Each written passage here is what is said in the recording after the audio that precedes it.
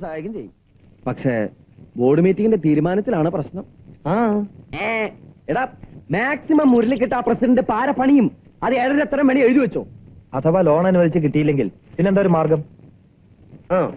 ഒരു ആത്മാർത്ഥ സുഹൃത്ത് നിലയിൽ എനിക്കൊന്നേ ചെയ്യാൻ പറ്റുള്ളൂ. എന്ത്? ഹൃദയം നേരത്തെ തന്നെ ഞാൻ മറ്റൊരാൾക്ക് തീർ എഴുതി കൊടുത്തു കഴിഞ്ഞു.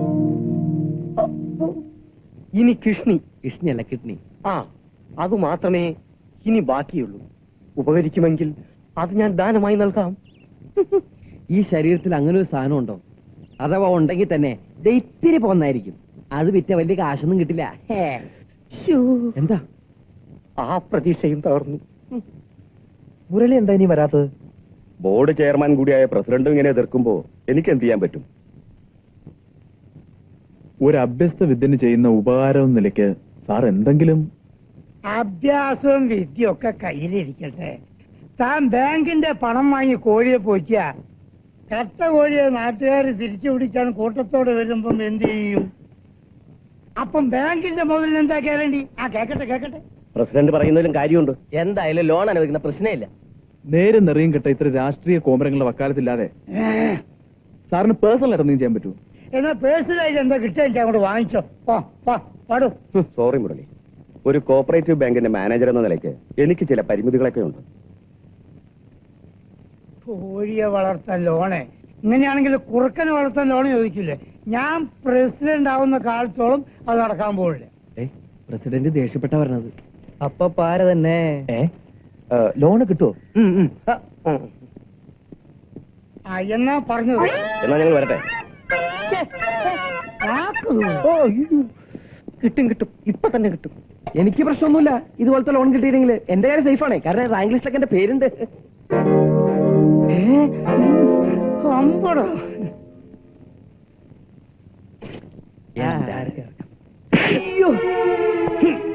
എന്താടാ പഞ്ചായത്ത് പ്രസിഡന്റ് എന്ന് പറഞ്ഞ കോളാമ്പിയോ തുപ്പിത്തോപ്പിക്കണം?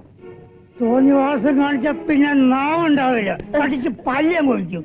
കള്ളത്തിരുമാലികളെ. നമസ്കാരം. ഇയാൾക്കെന്താ വട്ടായി പോയോ? എന്തിനാ എന്നെ തല്ലിയത്? മുരളി ലോൺ ചോദിച്ചോണ്ടായിരിക്കും. ശരിയാ, അതാവാനാണ് സാധ്യത. കിട്ടിയില്ല. പ്രസിഡന്റ് പാര ഇവനിട്ട് കിട്ടി. തനിക്കിട്ട് പാരയും ഇവനിട്ട് അടിയും. നല്ല ചേർച്ച. അല്ല, അതിനിപ്പോ ഞാൻ എന്താ ചെയ്ത്? എന്തായാലും ഉള്ളത് കിട്ടിയില്ലേ? അതിനെന്തിനാ എത്ര ടെൻഷൻ അടിക്കണേ? മഹാ ബോറായി പോയല്ലോ. ഒരു ഇരുട്ടടി അയാൾക്ക് കൊടുത്തേ പറ്റുള്ളൂ. എന്തിനാ ഇരുട്ടടിയാക്കണേ? അതൊക്കെ റിസ്ക് ആണ്. നമുക്ക് വെളിച്ചത്തിട്ടടിക്കാം. എന്നിട്ട് വേണം നാട്ടുകാരെയായി നമുക്ക് കിട്ടാൻ. ഇന്ന് രാത്രി തന്നെ എന്ത് ത്യാഗം സഹിച്ചായാലും അയാൾക്കിട്ട് 2 കൊടുക്കണം. എങ്കിലൊരു ബൈക്ക് കടം കിട്ടും. കൂടെ 2 ഹെൽമെറ്റും. അങ്ങനെയാണെങ്കിൽ ഈ ഇരുട്ടടി നമുക്ക് യൂറോപ്യൻ സ്റ്റൈലാക്കാം. സംഘടിപ്പിക്കാം. എങ്ങനെയുണ്ടായിരുന്നു എന്റെ പ്രസംഗം? പൊടി പാറ്റിയില്ലടാ. നീ എന്ത് വിചാരിച്ചടാ എന്നെ പറ്റി? ഈ പഞ്ചായത്ത്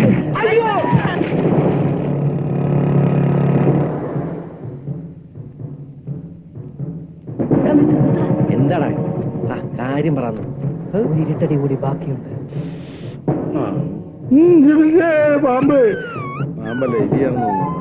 അത് നിന്റെ അളിയനല്ലേ? അതെ, പഴയ ഒരു കടത്തിൽ പെട്ടത്. ഈ ചാൻസിന് ഉപയോഗിക്കാം. അപ്പൊ തട്ടല്ലേ? നല്ല അളിയൻ.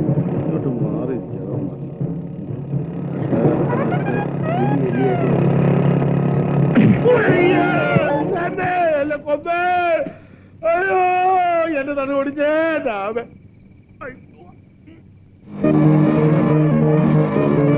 പ്രകാശ, ആരെ ഫോളോ ചെയ്യുന്നുണ്ട്? അതിനിപ്പോ എന്താ? എടാ, നമ്മളെ പിടിക്കാനാവും. അയ്യോ, അടിച്ചു വിട്ടോ. പ്രകാശ, നിർത്ത്. എന്താടാ? അതാ വിശാലാക്ഷൻ. ഇവനോട് രക്ഷപ്പെടാൻ പറ്റിയ ഒരു മാർഗമുണ്ട്. എങ്ങനെ? ഹെൽമെറ്റ് കൈ കൊടുത്ത് ബൈക്കിന് നമുക്ക് നീർക്കൂലിയെ കാവൽ നിർത്താം. കൊള്ളാം. വിശാല നിന്ന്. ഇത് ഏത് ഗ്രഹത്തിന്ന് വരുന്നു? കാരാഗ്രഹത്തിന്ന്. രാവിലെ തുടങ്ങിയത് ഞങ്ങൾ ഈ ബൈക്ക് യാത്ര. ഇതുവരെ മൂത്രം ഒഴിക്കാൻ പറ്റിയില്ല. അപ്പൊ വണ്ടിയിൽ മൂത്രം ഒഴിക്കണേ? പെട്രോൾ അല്ലേ? അതല്ല, ഞങ്ങൾ രാവിലെ ഇറങ്ങിയതുകൊണ്ട് മൂത്രം ഒഴിക്കാൻ ഒഴിച്ചോ. മൂത്രം മുടിച്ച് നടക്കണം. മൂത്രം മണ്ടേ കയറും.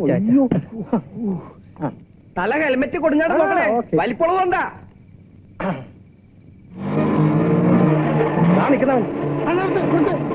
നിർത്തോളം നിർത്താൻ പോവാ. അല്ല ഇതാര് പഞ്ചായത്ത് പ്രസിഡന്റ് ഫാൻസി ഡ്രസ് ഉണ്ടായിരുന്നു ആടാ ഫാൻസി ഡ്രസ് തന്നെ. എടാ, ഓന്റെ തൊപ്പിട്ടാൽ ആളെ മനസ്സിലാവില്ലെന്ന് വിചാരിച്ചാ നീ. എന്റെ അടി, അടി, അടിയടാ, മുള്ളിരിക്കല്ലേ. അയ്യോ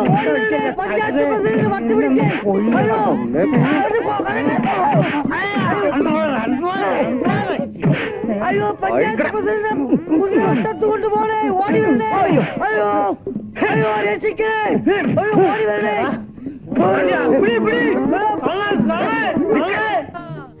അമ്മയും ബാങ്കും ഒക്കെ കൈവിട്ട സ്ഥിതിക്ക് ഞാൻ ആലോചിച്ചിട്ട് ഒരു മാർഗ്ഗം കാണുന്നുള്ളൂ. ആരെ ആശ്രയിക്കാത്ത പണം ഉണ്ടാക്കാൻ പറ്റിയ ഒരു എളുപ്പ വിദ്യ. ഇവിടെ ഒന്ന് മനസ്സ് വെച്ചാ അത് പെട്ടെന്ന് നടക്കും. എന്താ അത്? മോഷണം. ചിലപ്പോ അത് തന്നെ ചെയ്യേണ്ടി വരും. എന്താ സംശയം ഉണ്ടോ നിനക്ക്? മോഷണക്കലെ ജാലവിദ്യക്കാരനാണെന്നറിയാം. കോഴിയെ മോഷ്ടിക്കുന്ന ലാഘവത്തോടല്ലേ ഈ കള്ള എന്റെ മനസ്സ് മോഷ്ടിച്ചത്. അയ്യോ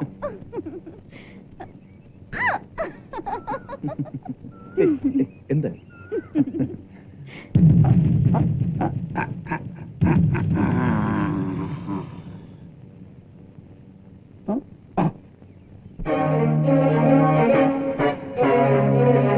താൻ ഈ കണ്ണുകൊണ്ട് കണ്ടോ? ഈ കണ്ണുകൊണ്ടല്ലാതെ പിന്നെ ആ കണ്ണുകൊണ്ട് എനിക്ക് കാണാൻ പറ്റുമോ? അയ്യേ, ഒത്തിച്ചിണക്കി നടക്കുന്ന രണ്ട് ഇണക്കോഴികളെ പോലെ അവർ മുട്ടിയൊരുമി ഇരിക്കും. തലയിൽ പൂവില്ലാത്ത മുരളി എന്ന അങ്കവാൽ, വംശം നാടൻ, ഗിരിരാജ ഇനത്തിൽപ്പെട്ട പിട. നിർത്തണോ? ഒന്നിഞ്ഞ പൂവനിയോ പടയോ രണ്ടിനെ ഒന്നവിടെ നിൽക്കണോ? എന്ത് വിട്ടിത്താടോ താൻ കാണിക്കാൻ പോണേ? ഞാൻ പിടിച്ചോ തനിക്ക്? ഒന്നേ ഉള്ളടോ, ഒക്കെ സമ്പാദിച്ച അവക്ക് വേണ്ടിയാ. എന്നിട്ടിപ്പോ ഇങ്ങനെ അഴിഞ്ഞാടുകാന്ന് വെച്ചാ ഞാനിപ്പോ എന്താ ചെയ്യുക? തല്ലാനും കൊല്ലാനൊന്നും താനിപ്പം മെനക്കിടണ്ട. ചീഞ്ഞ് നാറിയ അതിന്റെ ദൂഷ്യം തനിക്ക. എടോ, കാശുള്ളവന്റെ വീട്ടിലെ അടുക്കളക്കാരി അറിയാനാ നാട്ടുകാർക്ക് താല്പര്യം. ഇതിപ്പോ താൻ അയച്ച് നാശിക്കണ്ട. പിന്നെ ഞാനിപ്പോ എന്താ ചെയ്യണ്ടേ? താനിപ്പോ ഒന്നും ചെയ്യണ്ട. ഞാനത് കണ്ടിട്ടുമില്ല, താനത് കേട്ടിട്ടുമില്ല.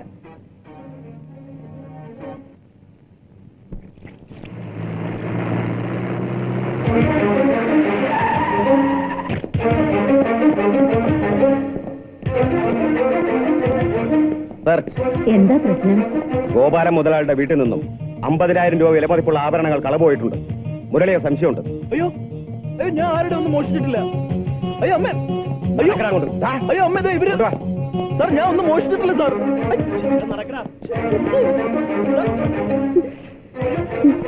അയ്യോ സാർ, ഇത് നിന്റെ അരിപ്പാണോ? ആണോടാ? അതെ.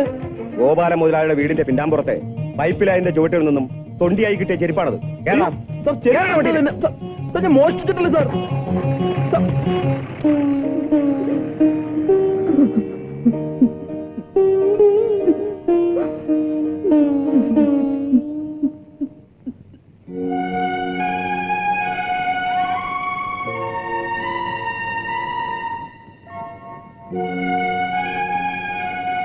കട്ടിട്ടായാലും 50,000 രൂപ ഉണ്ടാക്കുമെന്ന് അവൻ എന്നോട് പറഞ്ഞതാ.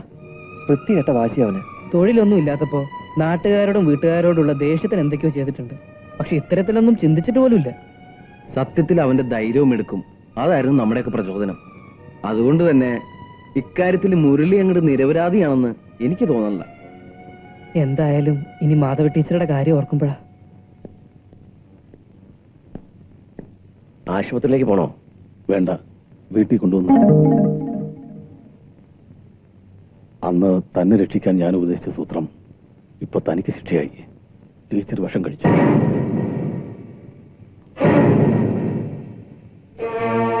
ഇങ്ങനെയൊക്കെ പറയാൻ മാത്രം ഇപ്പൊ എന്താ ഉണ്ടായത്?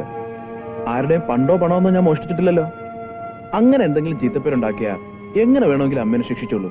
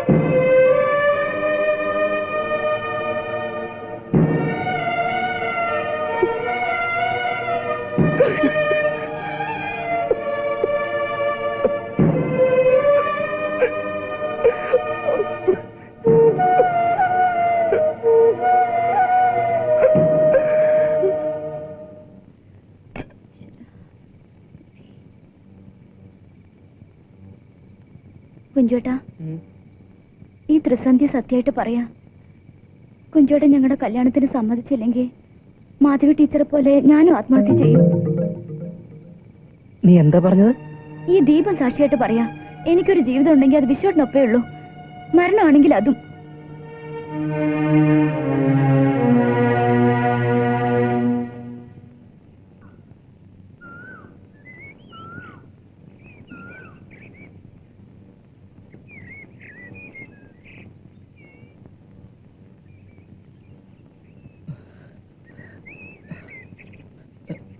ഒരുപാട് ഇൻസൾട്ട് ചെയ്തിട്ടുണ്ട്.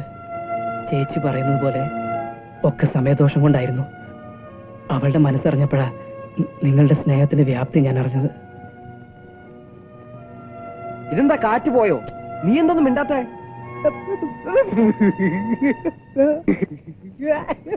എന്തു പറ്റി? നീ എന്തിനാ കരയണേ? നീ വേറെ ആർക്കെങ്കിലും വാക്ക് കൊടുത്തോ? പിന്നെ എന്തിനാ ഇങ്ങനെ കഴുതപ്പല കരയണേ? സന്തോഷം കൊണ്ട്. ഓ, ആനന്ദാശ്രമാണല്ലേ? കരഞ്ഞോളൂ കരഞ്ഞോളൂ, ഇഷ്ടം പോലെ കരഞ്ഞോളൂ. അല്ല, വിരോധമില്ലെങ്കിൽ ഒരു ഉമ്മ ഇവിടെയും ആകാം. പരസ്പരം അറിയുന്ന സ്ഥിതിക്ക് ഇങ്ങനെ ഒരു പെണ്ണ് കാണൽ ചടങ്ങൊന്നും വേണ്ടെന്ന് ഞാൻ പറഞ്ഞതാ. എല്ലാം അതിന്റെ രീതിയിലും മര്യാദയിലും തന്നെ വേണം, അല്ലേ ഗോപാല? ഒക്കെ എന്റെ ഭാഗ്യമെന്ന് ഞാൻ പറയുള്ളൂ. വല്ലാത്ത പിടിവാശിയാ ഇവന്. മനസ്സിലൊന്ന് ഇഷ്ടപ്പെട്ട അത് കിട്ടിയേ പറ്റുള്ളൂ. കൊച്ചുനാളിലെയുള്ള സ്വഭാവം അത്. ആഗ്രഹം പറഞ്ഞപ്പം ആദ്യം ഞാൻ ഇവനെ എതിർത്തു. പണവും പ്രതാപവും മാത്രം നോക്കിയാ പോരല്ലോ. പഠിത്തവും കുറവ്, മാത്രവുമല്ല സന്ധ്യയേക്കാൾ 11 വയസ്സിന്റെ മൂപ്പുണ്ടവനെ. ഈ വയസ്സിൽ എന്തിരിക്കുന്നു? ആ കണക്കിന് ഞാനും എന്റെ ഭാര്യയായിട്ട് 19 വയസ്സിന്റെ വ്യത്യാസം. അങ്ങനെയൊക്കെ നോക്കുമ്പം ഞാനും ഇവളും തമ്മിലോ? വയസ്സിന്റെ ചേർച്ചയല്ലല്ലോ, മനസ്സിന്റെ ചേർച്ചയാ നോക്കേണ്ടത്. അതെ. സന്ധ്യമോൾ എവിടെ? അകത്തുണ്ട്. അല്ല, നേരത്തെ അറിയുന്നവരാണെങ്കിലും കല്യാണപ്പെണ്ണാവുമ്പോ അതിൻ്റെതായ ചില നാളങ്ങളൊക്കെ കാണി.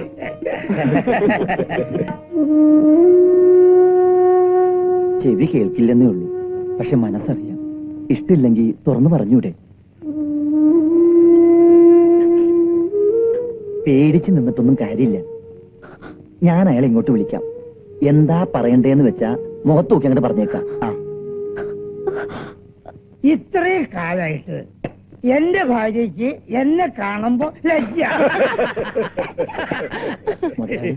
സന്ധ്യമോൾക്ക് മനസ്സാറിനോട് എന്തോ സംസാരിക്കാനുണ്ട്. അല്ല അല്ല, എന്താത്ര സംസാരിക്കാൻ? അതൊക്കെ നേരത്തെ സംസാരിച്ചു ഉറപ്പിച്ച കാര്യം. നമ്മുടെ കാലമല്ലല്ലോ ഇത്. ഇപ്പോഴത്തെ പിള്ളേരല്ലേ, അങ്ങനെ ഒരു ചടങ്ങുണ്ടാവും. ചെല്ലേ പോയി സംസാരിച്ചു വാ.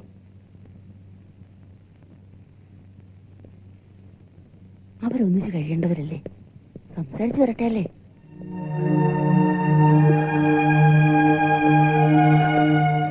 ഒന്നും എനിക്കറിയില്ലായിരുന്നു. ഇഷ്ടമല്ലെന്ന് അന്നേ ഞാൻ പറഞ്ഞതാണല്ലോ. ഒരാളെ സ്നേഹിച്ചു പോയി. ഈ ഗ്രാമത്തിലെ അറിയപ്പെടുന്ന കള്ളൻ അയാളിപ്പോ. പക്ഷെ വെറുക്കാൻ പറ്റണില്ല. ശ്രീധരക്കടയെ കൊണ്ട് നോക്കിച്ചതാ, അത് മംഗളമായിരിക്കും. നമുക്ക് പോകാം. എന്താണ് എന്ത് പറ്റി? പോകാമെന്നല്ലേ പറഞ്ഞത്? അല്ല മനു, മകളെ, അല്ല മനു, ഒന്ന് നിന്നേ.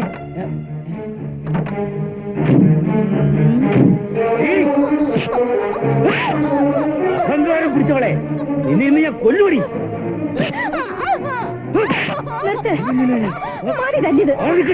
കൊല്ലു ഇവളെ ഞാൻ. ഒന്നേ ഉള്ളൂ എന്ന് കരുതി ലാളിച്ച് കോച്ച് വളർത്തിയപ്പോ എന്റെ മാനം കെടുത്ത് അറിഞ്ഞിരിക്കുന്നു. കൊല്ലു ഞാനീ പൊട്ടിച്ച്. കഷ്ടപ്പെട്ടുണ്ടാക്കിയ സ്വത്താ. കണ്ട രണ്ടുകളെ കൊണ്ട് ഇത് ഞാൻ തീറ്റിക്കൂല. എന്നെ അനുസരിക്കാൻ പറ്റിയില്ലെങ്കിൽ ഒറ്റ അമ്മയെ മോള് ഇവിടുന്ന്. പക്വതക്കുറവുകൊണ്ട് അവളെന്തെങ്കിലും പറഞ്ഞെന്ന് കരുതി താനിങ്ങനെ കള്ളും കുടിച്ച് വാശി കുടിച്ചാലെങ്ങനെയാടോ? അതെ, വാശിയാ, വാശി. എനിക്ക് അവളെ വേണം. എന്ത് വില കൊടുത്തു? വാങ്ങാടോ, വില കൊടുക്കാതെ തന്നെ വാങ്ങിച്ചു തരാം. എന്താ പോരെ? താനിപ്പോ വീട്ടിലേക്ക് പോ. എന്താ പറഞ്ഞത് കേട്ടില്ലേ? വീട്ടിലേക്ക് പോവാൻ. പോകാം.